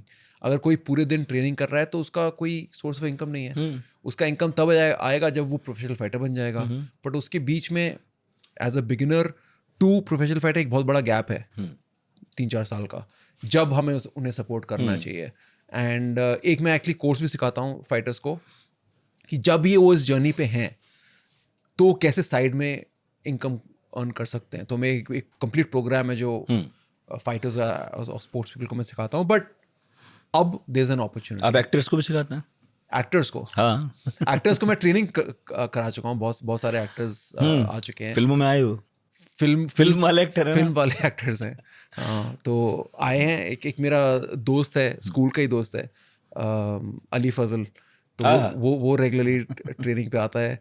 वो एक्चुअली बहुत अच्छा है, लोग जानते नहीं है बट वो ब्लू बेल्ट है अब जित्सु में और बहुत अच्छा है. उसका एक्चुअली अगर कोई भी तो मेरे से कोई पूछ रहा था कि अगर बॉलीवुड में सारे एक्टर्स का फाइट हो तो कौन जीतेगा, तो मेरा मनी तो अली पे ही होता. वो एक्चुअली बहुत अच्छा है. अली फजल. अली फजल. और जो मैंने पूछा था गैप, पैसा, कोचिंग, इंफ्रास्ट्रक्चर या कल्चर, किस चीज़ की कमी है? अगर वो ठीक हो जाए तो MMA क्रिकेट की तरह ना सही लेकिन एक ऐसा स्पोर्ट्स हो जाएगा जो लोग बोल पाए. Cricket, hockey, football, MMA. Culture, I will say culture because बाकी सारी चीज़ें रिलेटेड है कल्चर से. अगर हम ऐसा कल्चर बनाएं जब हम कॉम्बैट स्पोर्ट्स को, MMA को इंकरेज करें, फाइटर्स को रिस्पेक्ट करें और अंडरस्टैंड करें कितना मुश्किल स्पोर्ट है, तब ब्रांड्स भी आएंगे जो स्पॉन्सर करने को तैयार हैं. तब कोचेस भी आगे बढ़ के आएंगे हेल्प करने के लिए. गवर्नमेंट भी तब ऊपर आएगी हेल्प करने के लिए. बट वो अगर वो कल्चर ही नहीं रहेगा तो ये बाकी सारी चीज़ें नहीं स्टार्ट हो सकती. तो मेरा तो यही होप है, यही ड्रीम है कि फॉर एग्जांपल अब जित्सु एशियन गेम्स में आ गया है, MMA एशियन गेम्स में आ गया है. तो मैं चाह रहा हूँ कि अगर सही तरीके से स्पोर्ट को हम ग्रो करें और सही कल्चर को लाएं तो बाकी सारी चीज़ें भी ग्रो करेंगे, इंफ्रास्ट्रक्चर और बाकी सारे सपोर्ट बॉडीज़. मैंने आपके परिचय में बताया था, इंट्रो जब मैं दे रहा था, कि आप सबमिशन ग्रैपलिंग में वर्ल्ड चैंपियन रहे हैं. जिन्हें नहीं पता मैं चाहूँगा छोटा सा वो भी बता दें, क्योंकि सच में टोक कर बोल रहा हूँ, सारी फाइटिंग एक जैसी लगती है जी. बाहर से, लेकिन जैसा आप बता रहे हो इस बातचीत में, इस पॉडकास्ट में शायद आइडिया लगा होगा कि सब बहुत कुछ बहुत बहुत अलग है. ये क्या है सबमिशन ग्रैपलिंग? मैं आपको MMA समझा देता हूँ, उसके बाद इजी हो जाएगा कि तो UFC शुरू कैसे हुआ. UFC शुरू हुआ 1993 से पहले. बहुत सारे मार्शल आर्ट थे और सब मार्शल आर्ट बोलते थे कि मेरा मार्शल आर्ट बेस्ट है. कराटे वाला बोलता था कराटे बेस्ट है, टाइकोंडो वाला बोलता टाइकोंडो बेस्ट है, सुमो रेसलर बोलता सुमो वाला बेस्ट है. तो पता नहीं था बेस्ट क्या है.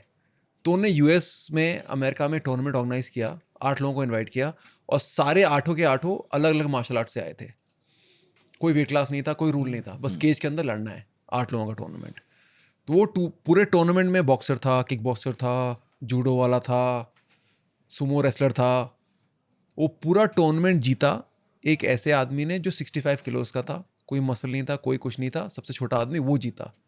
और वो था जिजित्सु के बैकग्राउंड से, वो जिजित्सु खेला हुआ था.